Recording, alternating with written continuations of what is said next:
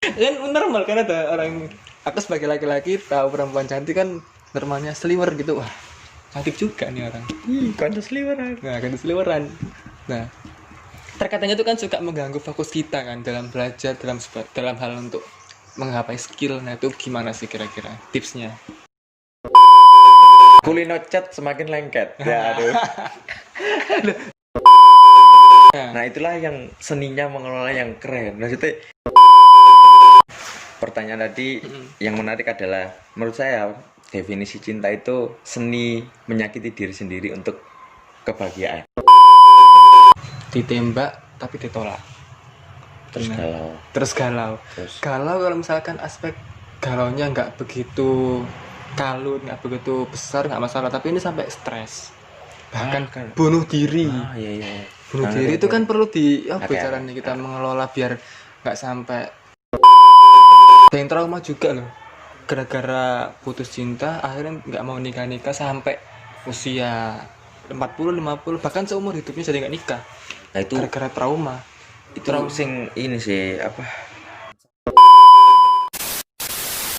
Hai guys, assalamualaikum warahmatullahi wabarakatuh. Welcome back to my channel. Di segmen Andi adalah ajang nongkrong diskusi.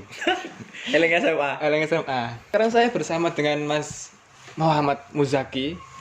Beliau adalah kakak kelas saya dulu SMA, mentor, Nah enggak.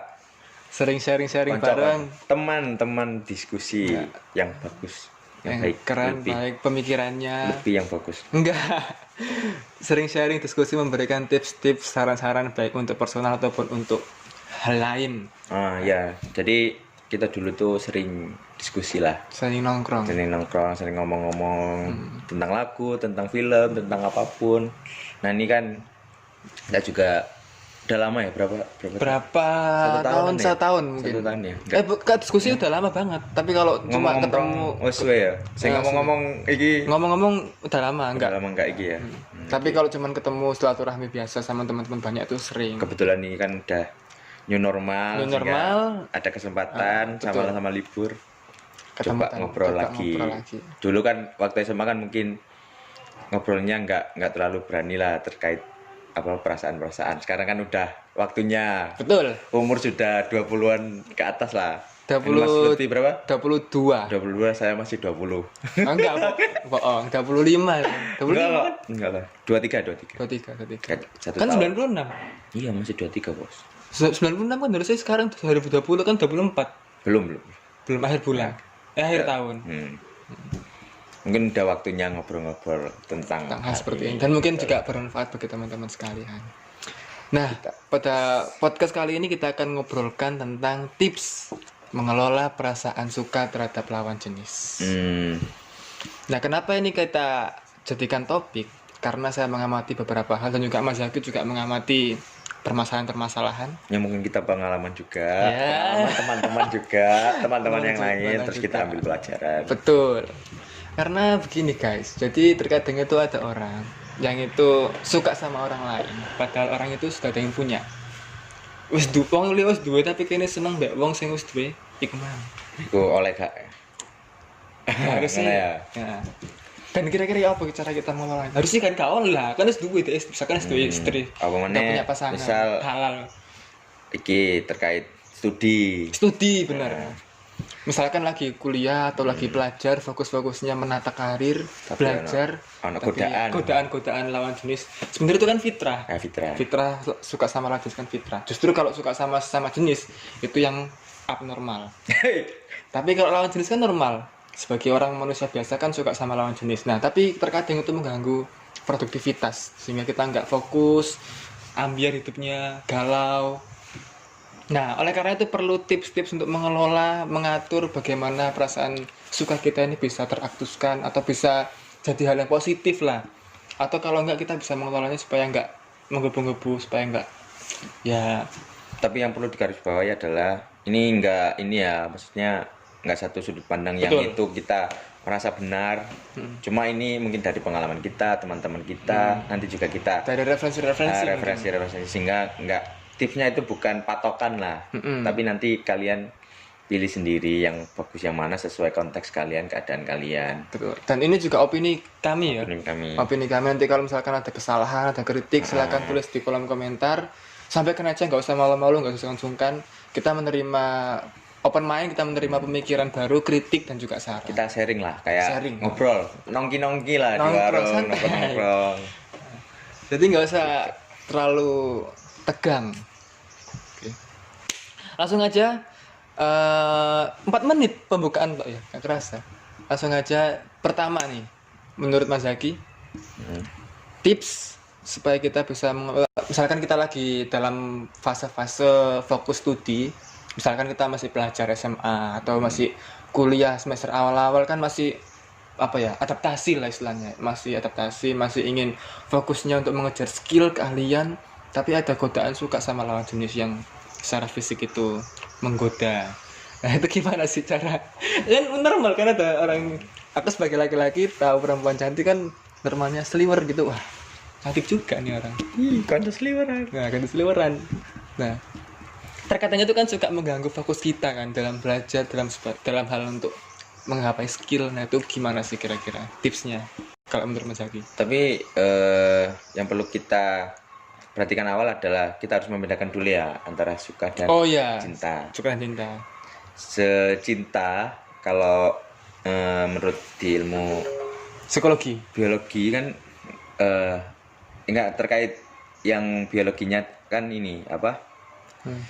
Hormon endorfin kan, yang itu ketika kita merasakan hal itu terus ada perasaan bahagia di hati kita kan.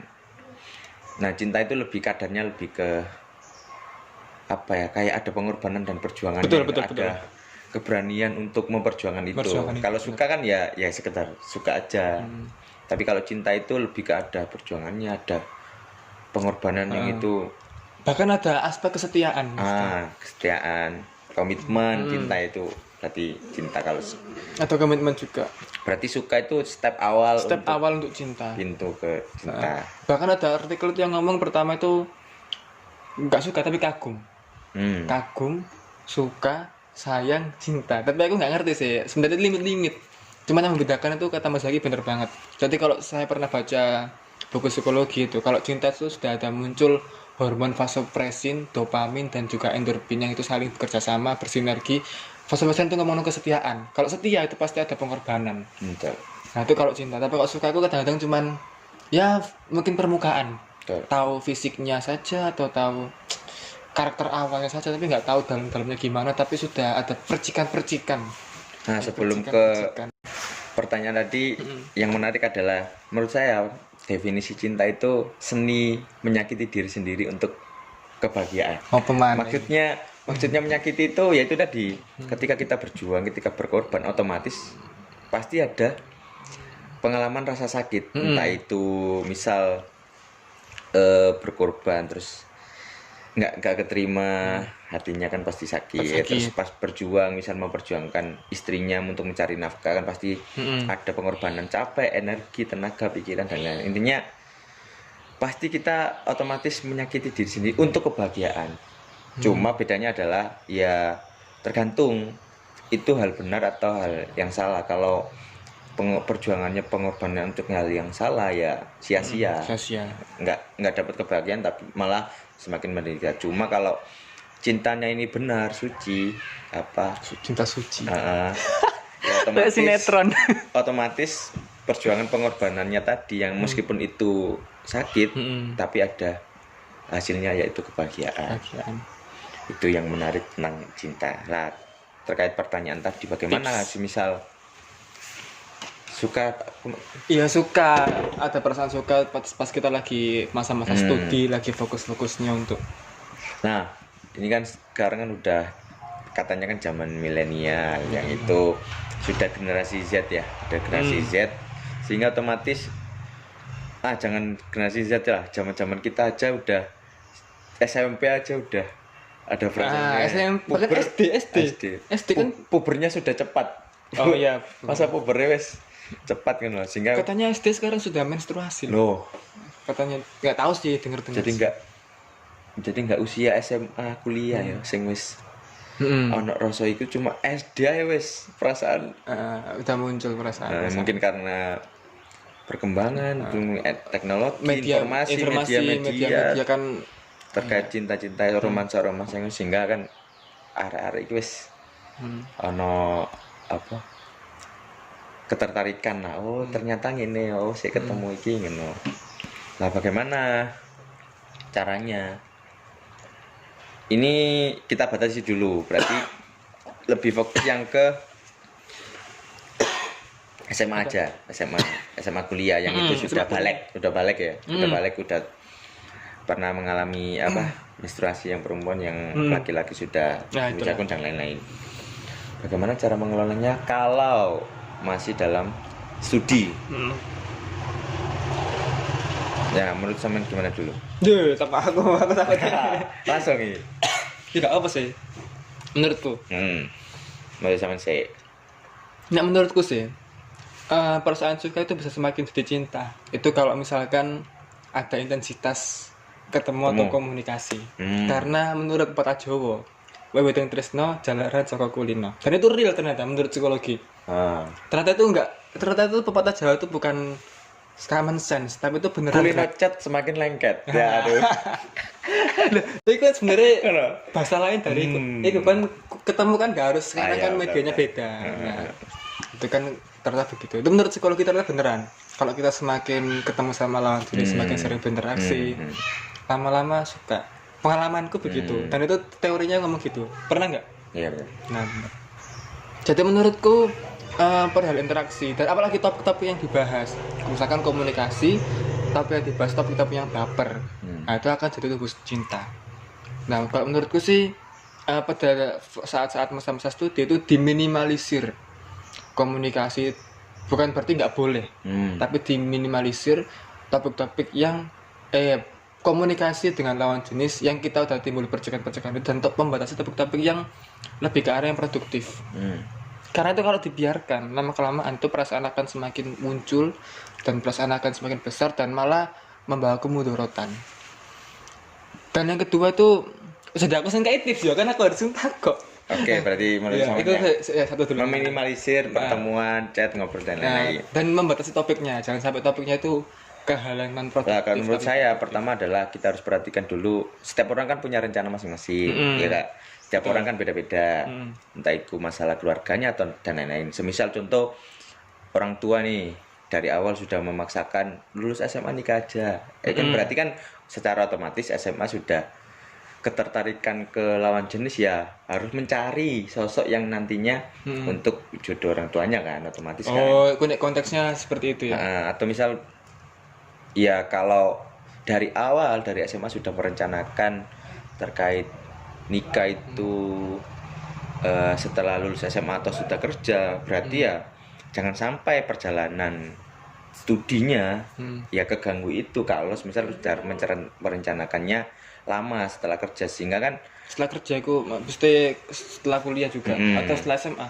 Setelah kuliah, setelah kerja, sehingga kan tertarik mencari pasangan ya seharusnya ya fase-fase kerja aja gitu kan, malah sehingga kan studinya ini nggak mengganggu. Cuma kalau semisal rencananya memang setelah lulus SMA nikah atau setelah kuliah itu langsung nikah, otomatis kan ya harus ada cara ngelolanya nih pas studi, bener nggak? Otomatis kan kalau sudah merencanakan itu kan di studi kan juga mencari pasangan toh, ya nggak, bener nggak? Betul. Ya kan, lah sehingga kan ini yang fokusnya permasalahannya kan, bagaimana cara mengelolanya kan, sehingga ya nggak ketabrak studi, ya juga nggak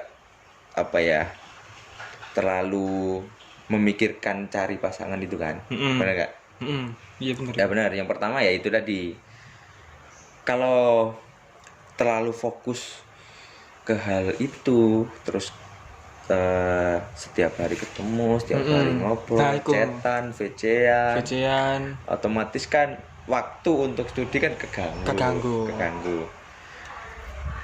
Berarti kan ya diminimalisir, tapi tetap ngobrol, namanya juga teman. Bukan berarti kita memblokir, bukan, tapi membatasi.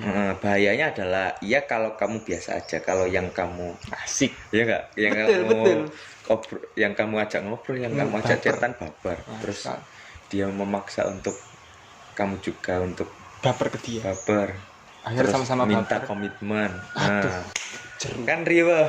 Nah, riweh malah jadi ini keganggu. Kan banyak toh mungkin pengalaman kita, teman-teman kita kan pas sekolah itu kena kelas moro, nangis, curhat, galau nggih, status galau karena masalah-masalah ngonoku. Padahal kan di ono PR, ono tugas, ono misal sing melu organisasi nang sekolah, malah keganggu. Ngono kan.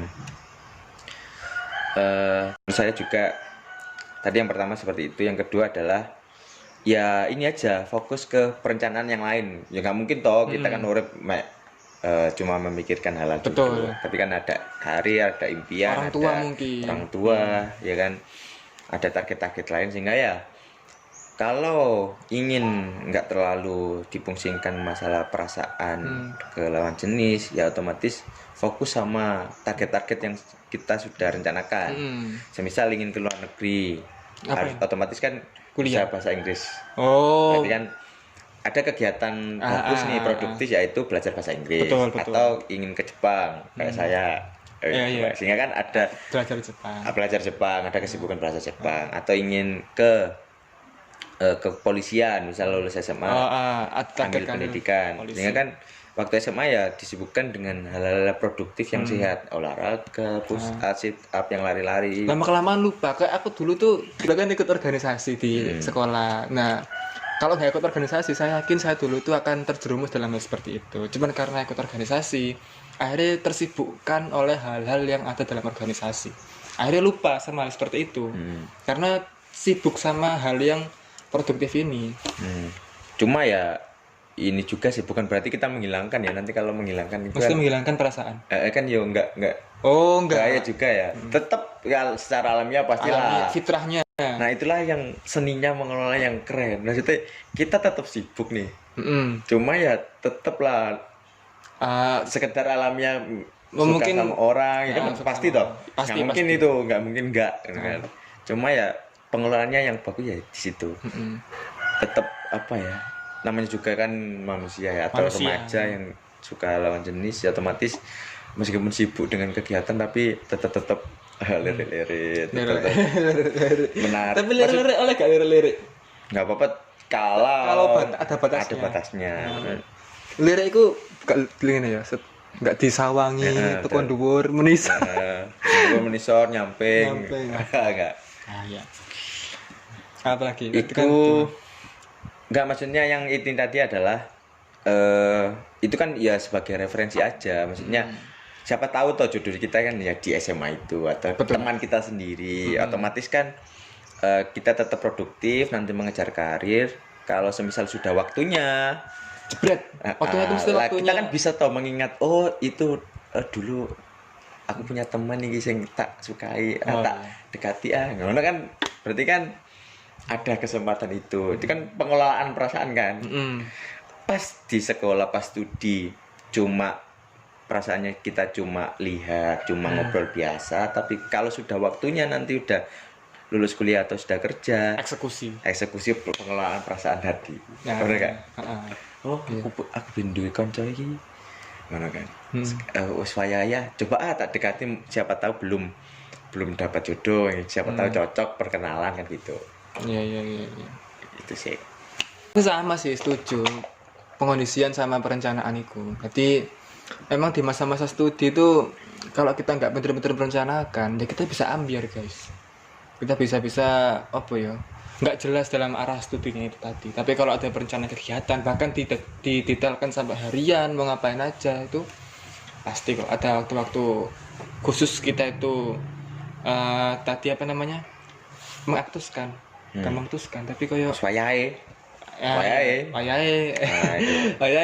untuk seperti itu. Tapi juga ada porsi, dan mungkin lebih besar porsinya kita itu ke arah studi, skill, pengembangan karir, lah. Kalau kuliah ya ini yang sulit ya mungkin ya. Kalau misal dari orang tua atau dianya sendiri lulus kuliah atau pas kuliah sudah punya calon, sehingga kan harus mengelola tuh antara membagi waktunya, bagi waktunya, bener-bener perasaan. Itu kalau plan karirnya memang setelah kuliah pas ya.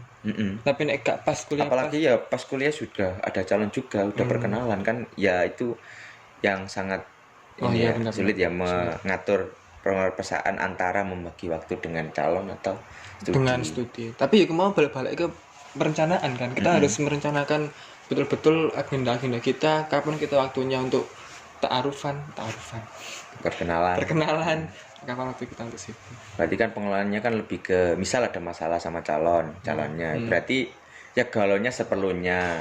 Kalau sudah nangis ya nangis aja, sehingga setelah sudah selesai masalahnya diselesaikan ya fokus lagi ke studinya. Ya pasti kan ada banyak tugas, ada banyak praktek, ada banyak ini kan.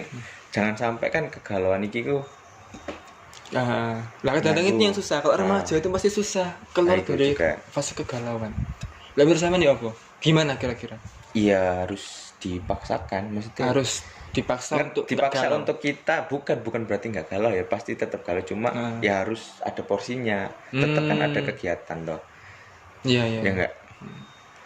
Tapi ya tetap ya diselesaikan lah sama calonnya ini. Ya bagaimana caranya, cuma ya tetap tugasnya diselesaikan, prakteknya tetap jalan, terus PR-nya, kegiatan-kegiatan di studi kuliah ya tetap harus tetap dijalankan. Berarti kalau kayak menangis itu nggak apa-apa ya? Kalau itu alamiah kan, justru menangis itu kan kayak mengeluarkan unek-unek, kayak bikin lega gitu loh menangis itu. Cuma kan jangan sampai berlebihan sehingga melupakan. Oke guys, tadi sorry ya agak keganggu dikit. Nah tadi kan kita sudah bahas tentang gimana kita mengelola perasaan suka tapi pas masa-masa studi. Nah sekarang ini lebih dibawa ke atas lagi masalahnya. Masalah umum. Masalah yang orang masyarakat kebanyakan. Tidak hanya masa studi tapi di masa kita udah mungkin berumah tangga. Atau pas sudah lulus kuliah, atau pas fase kuliah. Udah menjalin hubungan sama orang lain. Atau yang nggak kuliah pas fase kerja. Kan bisa aja gitu kan. Kita misalkan nih dalam fase kita sudah memiliki pasangan. Tapi kita melihat pasangan dan kita udah berkomitmen, misalkan kita ya meskipun belum berumah tangga tapi sudah ada komitmen untuk berumah tangga.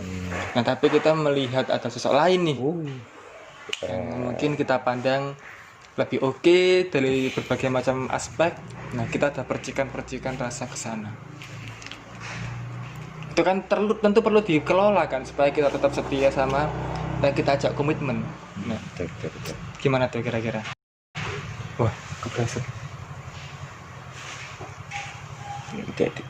Ya oke. Menurut saya ya itu tadi, yang pertama adalah yang cinta kan, namanya cinta ya pasti ada perjuangan dan pengorbanan. Ya enggak, itu dulu. Nah kalau misal ada orang lain yang membuat kita tertarik, ya otomatis toh kalau sudah yang namanya setia, komitmen, ya otomatis ya harus berkorban untuk menolak perasaan suka sama orang lain. Meskipun ya secara alamiah tetap kita nggak menolak perasaan suka dengan orang lain kan. Ya. Cuma ya harus ada perjuangan untuk menolak perasaan itu. Namanya juga sudah komitmen kan. Gimana tuh teknis treatmentnya, gimana ke diri kita?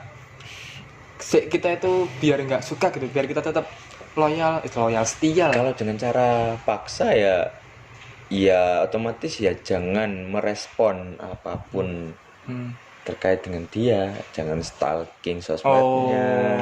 Kalau semisal dia tetap caper, minta ketemu atau sering ngechat, ya jangan terlalu direspon, sehingga kan otomatis kan intens yang tadi loh, yang kalian katakan awal tadi loh, ya kalau nggak komunikasi, nggak ketemu kan otomatis perasaan itu kan lama-lama kan ini toh hilang.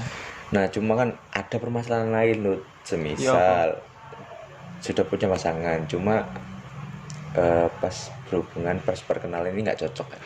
Nah itu kan soal lain toh. Ada pasangan ada orang lain yang membuat kita tertarik, itu ya berarti pengelolaannya adalah ya memperhitungkan lagi sama ini diteruskan apa enggak. Betul sekali. Karena kan sudah nggak ada kecocokan gitu. Ada masalah terus-terusan ya otomatis ya pengelolaannya adalah kalau sudah ingin selesai dengan hubungan yang ini, ya diselesaikan baik-baik. Caranya adalah ya mengontrol perasaan. Jangan sampai ini juga kadang kan suka dengan orang lain itu hanya untuk pelampiasan. Nah, itu yang salah. Benar nggak? Itu banyak banget Banyak sumpah. Teman-temanku ada masalah dengan pasangannya, cari pelampiasannya ke orang lain, otomatis kan menyakiti dua hati. Wow. asik. Ya, Iya benar. menyakiti Pertama hati yang dibuat pelampiasan sama hati yang ini karena nggak diselesaikan masalahnya, itu yang bahaya, dan itu banyak banget kasusnya kan.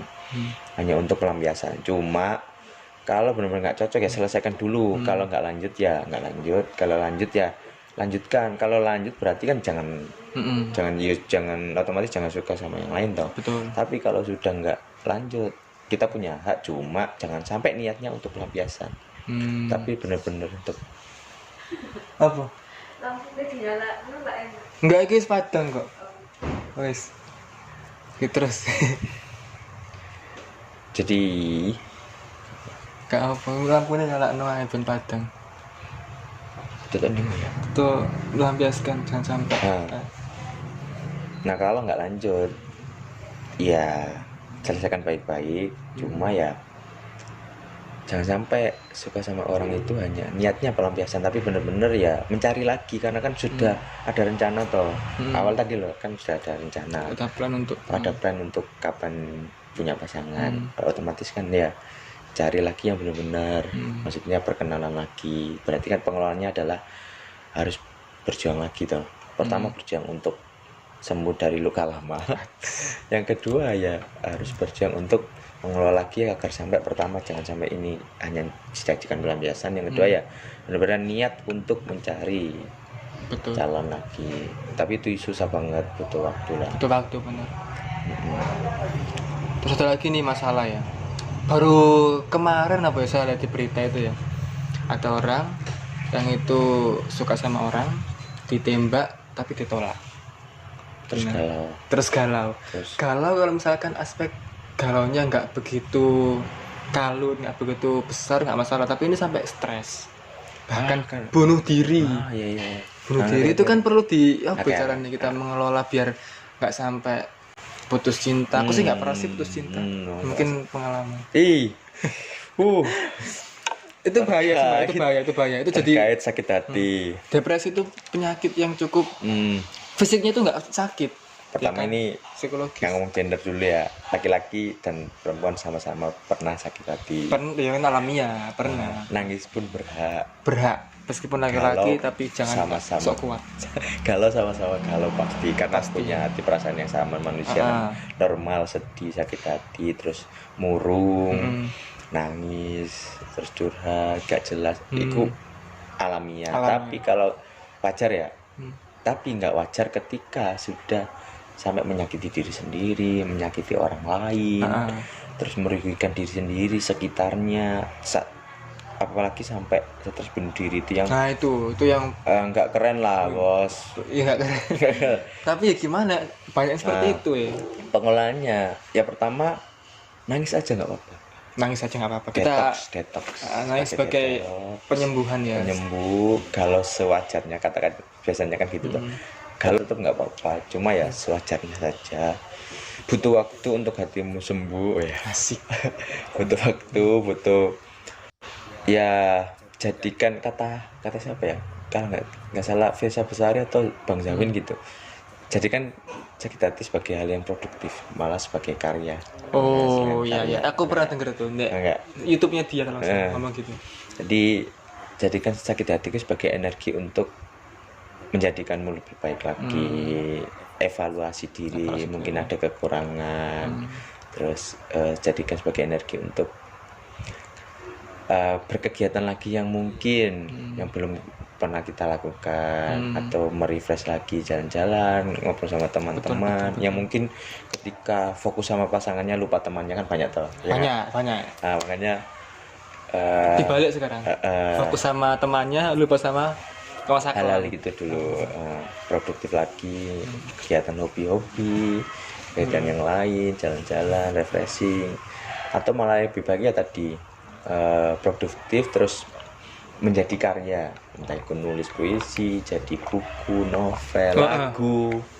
Kan sakit hati itu kadang-kadang memacu perasaan. Nah, biasanya tertuangkan perasaan itu bisa lagu, puisi, novel, atau mungkin ya postingan atau pengalamannya kan di-share ke orang lain supaya menginspirasi kan atau informatif. Pengelolaan, terus menurut saya yang pengelolaan yang paling sip adalah pertama jangan balas dendam, karena balas dendam adalah hal yang sangat buruk. Meskipun ada kata-kata balas dendam yang terbaik bla bla bla, jangan, intinya jangan ada niatan untuk membalas, apalagi disantet, nggak banget, diteror. Intinya jangan niat balas dendam apapun itu, niatnya dengan baik, pokoknya niatnya jangan balas dendam. Jangan membuktikan, ini paling penting adalah jangan membuktikan kepada orang lain kalau dirimu sembuh itu malah menyakitkan. Paham nggak? Maksudnya? Jadi kan kadang kita sakit hati, terus ketika mau move on itu seakan-akan membuktikan kepada masa lalu, iki lo aku saiki, ini lo aku sekarang, itu nggak perlu. Jadi jadilah yang terbaik untuk dirimu sendiri. Jadi untuk niat dirimu sendiri, diri kita sendiri. Jangan niat untuk orang lain, itu malah nggak banget. Kayak motif menunjukkan ke mantan. Nggak usah. Jangan membuktikan dirimu, jangan berniat untuk menunjukkan dirimu ke masa lalu, nggak usah. Cintai dirimu apa adanya. Asik. Kalau niat baik ya love yourself. Kalau niat menjadi baik ya untuk dirimu aja. Jadi nggak usah lah. Karena apa, Lut? Karena kalau kita semakin menunjukkan ke masa lalu kita, itu kita malah nggak bisa lupa, malah sakit hatinya nggak bisa sembuh. Kalau misalnya kita menunjukkan, iya benar. Kalau kita menunjukkan kita bahagia pada orang itu malah menurut saya kebahagiaannya semu. Iya benar. Bahkan nggak ada puasnya juga ya tante. Iya, karena niatnya salah, orientasinya salah tujuannya itu. Karena nggak untuk diri sendiri. Kalau bahagianya untuk diri kita sendiri, menurut saya itu sip lah. Pasti otomatis lupa lah. Meskipun nggak lupa banget ya, namanya juga kita kan punya memori. Cuma pekasan. Ada bahasa yang itu berarti kita itu sudah ikhlas menerima kenyataan. Nanti kan udah move on ya, otomatis cari lagi lah. Cuma ya cari yang baik sehingga sesuai, sehingga nggak sakit hati lagi. Sebagai pelajaran masa lalu, karena nanti keganggu perencanaannya. Masa hidup itu untuk sakit hati terus bentahun sakit hati kan ya gak sip banget loh. Ada yang trauma juga loh, gara-gara putus cinta akhirnya nggak mau nikah sampai usia 40-50, bahkan seumur hidupnya jadi nggak nikah. Nah itu gara-gara trauma. Itu sing ini sih bukan salah juga ya, tapi kebanyakan itu gini, sakit hati.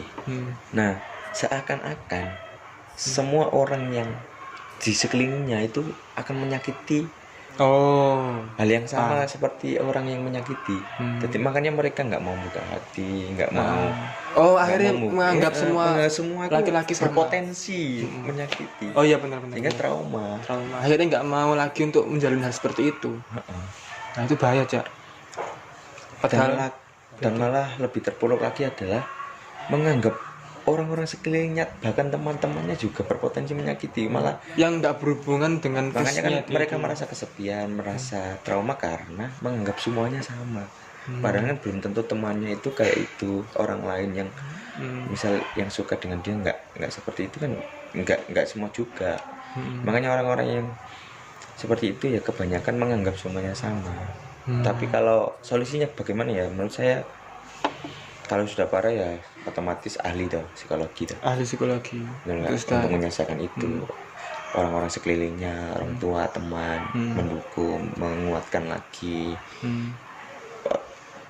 Otomatis ya butuh waktu lama. Benar kesembuhan jiwa itu lama kan solusinya kan. Tapi untuk mencegahnya ya tadi itu. Kalau sudah terlanjur, sudah kejadian yang itu sampai stres, sampai nggak mau nikah lagi, nggak mau makan, nggak mau kegiatan, ya otomatis orang-orang sekelilingnya sama ya ahli lah kalau perlu ya mungkin teman-teman yang support, mungkin dari pihak lain juga harus ada aktif ya. Misalkan sampean zaman galau gitu. Nah aku sebagai teman harusnya kan Bener. nggak diem tok, tapi Membantu. nggak malah menikmati kesengsaraannya dia, tapi kita mengajak teman-teman yang lain untuk support. Kalau teman-teman, soalnya kan sekarang ya masa-masa ambiar, galau, makanya lagu-lagu ambiar kenapa kok laku, mungkin banyak seperti itu ya. Karena dunia tidak selalu bertahun kelor. Asik. Dan ini juga nggak sih, kalau misalkan kan orang itu kan punya pemahaman gini, ada yang menganggap bahwasanya pasangan itu tujuan hidup. Itu betul nggak ini? Pasangan tujuan hidup. Akhirnya arah hidup dia itu mendapatkan pasangan. Ketika nggak dapat, akhirnya ambiar, galau dan lain sebagainya. Tapi ada juga orang yang menganggap pasangan ini adalah alat untuk mencapai tujuan hidup. Nah dengan begitu akhirnya misalkan nggak dapat alat ini, ya cari alat yang lain. Maksudnya alat yang itu cari pasangan yang lain. Tapi kan itu bukan sebagai motivasi akhir, Ya, bukan betul. finalnya. Betul. Tapi itu sebagai ya sebagai di dunia kan perlu pasangan, perlu reproduksi. Apa jenenge? Beranak pinak. Beranak pinak perlu hal memuaskan biologis, akhirnya kan begitu. Tapi kalau orang itu anggapnya pasangan ini merupakan tujuan hidupku, satu-satunya. nah, Makanya kalau nggak kecapai ya padahal ini jadi tujuan akhir. Padahal kan perempuan banyak, laki-laki banyak, yang lebih ganteng banyak, yang lebih smart banyak. Mas Zaki juga smart, ganteng, kurang Wah. apa? Kalau mau guys, nomor tertera di bawah. Tapi ini famous dulu ya sih. Enggak. Banyak yang suka. Enggak. Nah mungkin ikut juga berpengaruh ya. Apa paradigma terhadap tujuan terhadap pasangan ya. Kalau menurutku juga berpengaruh. Seakan-akan dunia itu cuma untuk Pasangan, asmara. asmara. Padahal kan ada hal yang hobi, ekonomi, karir, bisnis, pertemanan, olahraga, kesehatan dan lain-lain. Dan Banyak. hal-hal keakhiratan, Itu ibadah juga yang penting. itu kan juga penting juga. Nggak cuma ngomongin soal pasangan tok gitu loh. Oke, ini udah lama banget, 30 menit. Saya kira berarti 35 menit. Sekarang waktunya kita buka question and answer di Instagram. Ono gak sing takok ya? Banyak.